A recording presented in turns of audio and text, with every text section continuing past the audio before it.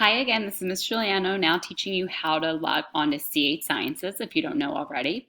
You have to make sure you put a special code in front of the web address. So our code is K316ny.c8Sciences.com. And I'm going to hit enter. And it takes us to this page. So every child has a unique username and password. If you're unsure of your child's username and password, please reach out to your child's teacher either through JoJo or email. You can also reach out to me at ajuliano3@schools.nyc.gov. Just tell me the name of your child and what class they're in, and I can be able to get back to you with their username.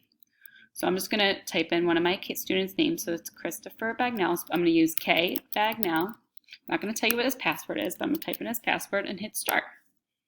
It's going to say to use headphones. Obviously, if you don't have headphones, it's okay. But if you're working from home, you might want to get your child some headphones. Then you hit next. Hello there. I'm Captain Bluefeathers. They bring you to an introduction. Island. We've been stuck here for a while, and I could really use your help to keep things organized. Hey, let's go seeing what needs to be done.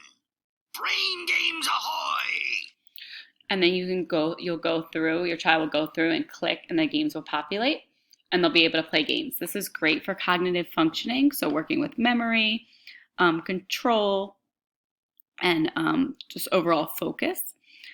And it's definitely something great to do while they're at home and doing some homeschool and virtual learning. Again, if you have any questions, please reach out. My email is ajuliano, AJULIANO 3@schools.nyc.gov.